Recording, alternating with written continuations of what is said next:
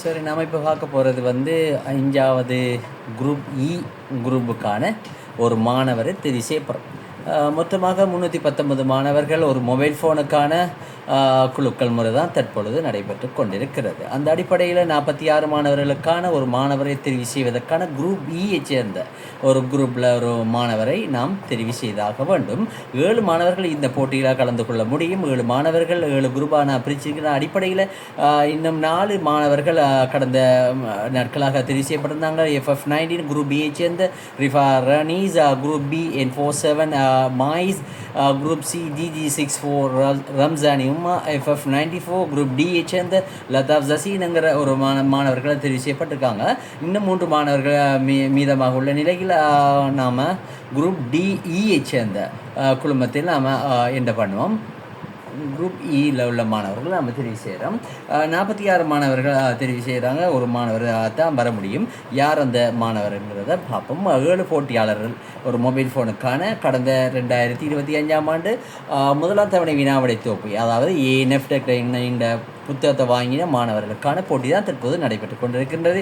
அது மாத்திரமல்ல, 2ஆம் தவணை வினாவிடை தொகுப்பு தற்போது வாங்கி கொண்டிருக்கின்றன. சில பாடசாலைகள் ஆரம்பிக்கப்பட்டு முடிந்திருக்கின்றது 2ஆம் தவணை வினா 2ஆம் தவணை பரீட்சை. அது மாத்திரமல்ல, இது இப்பொழுது 3ஆம் தவணைக்கான காலம் நெருங்கி கொண்டிருக்கின்றது. அந்த அடிப்படையில் 3ஆம் தவணைக்கான புத்தகங்கள் நான் குரூப்பில் சொல்லுவேன். அந்த நேரம் நீங்கள் முன்கூட்டியே வாங்குவதன் ஊடாக பெறுமதியான பரிசுகளில் நீங்களும் இணைந்து கொள்ள முடியும். அந்த அடிப்படையில் குரூப் இயிலிருந்து நாம் ஒரு மாணவர் தெரிவு செய்வதற்காக ஸ்பின் பண்ணுவோம். யார் அந்த குரூப் இயை சேர்ந்த போட்டியாளர், மாணவரை தெரிவு செய்வதில்லை, போட்டியாளர் யார் என்பதை பார்ப்போம். R47 என்றால் யாருங்கிறது நம்ம பார்க்க முடியும். R47ங்கிற கோட் நம்பர் கிடைச்சிருக்கு. R47 நம்ம உங்களை பார்க்க முடியும். R47 right. அந்த அளவில் பார்ப்போம். யார் அந்த R47, யார் அந்த R47, யார் அந்த மாணவர் பார்ப்போம்.